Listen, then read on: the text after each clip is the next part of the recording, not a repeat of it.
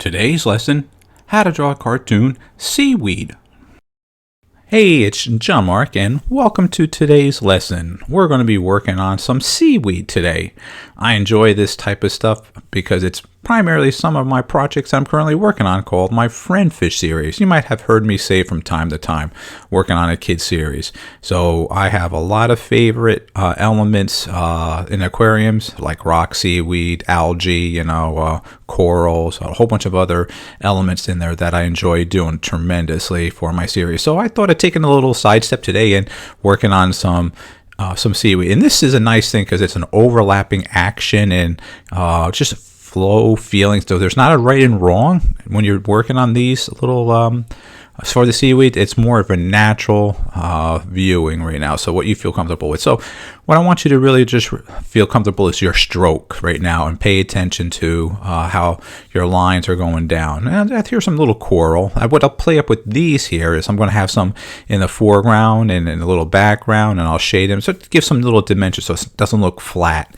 Some are hiding in front, a little bit smaller, some of them are taller, and then the ones in the back I might just shade in a little bit just to indicate that they're behind. As you notice, again, I won't erase. This is just a sketch. So this is just to get a feel for a visual that if you like, you take it to the next step. But for me right now, all that I'm just doing is just enjoying with the sketching of this. And I put a little seaweed behind that one right there. I'm making a little notch there where it's kind of like rip.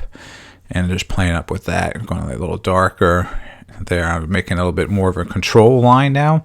But the flow that I want you to really understand is use your creativity and think. If you don't know what seaweed looks like, you may have to go online and actually do some research, because there's a variety of different leaves and textures that you can actually play it. Like these, just like a typical grass blade, but there are some that are really unique and fun and very colorful as well. All right, so what I'm doing there, I'm just shading what the front seaweed is on top of that other one right there, just giving some little dimension, just quick little points there. And this one in the back there, I will shade the entire thing twice, lightly, and then also with this other seaweed, this little one here that's in front. So let me finish up this one a little bit here first. There, I get that little blade in there where the two elements. Okay, so here, let's just shade it very light overall, because that's a little bit in the background. I go further and further apart. All right, and now here, this is a shadow of that actual other seaweed that's on top of there. I'm just shading that in there right now as well. There we go.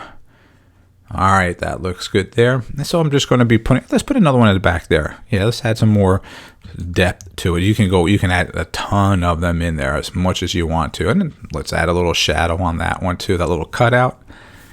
There we go. Yep, that looks good.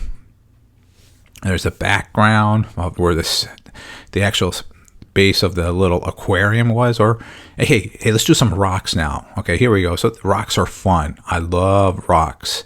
You can form them any way you want to, together, separate, individually. Add the lines to that, give some dimension and feel. All right, there you go. Just a little shadow, just to give some dimension on there. You can have a little one on the bottom there, all by itself. Let's get these a little bit darker. These little coral ones right now. All right, that's looking a little better. A little bit more of an outline. That looks good too. I like that one.